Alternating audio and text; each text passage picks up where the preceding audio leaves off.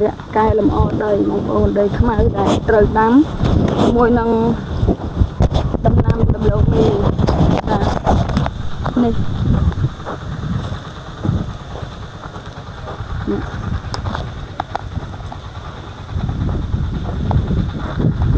ដីធំមក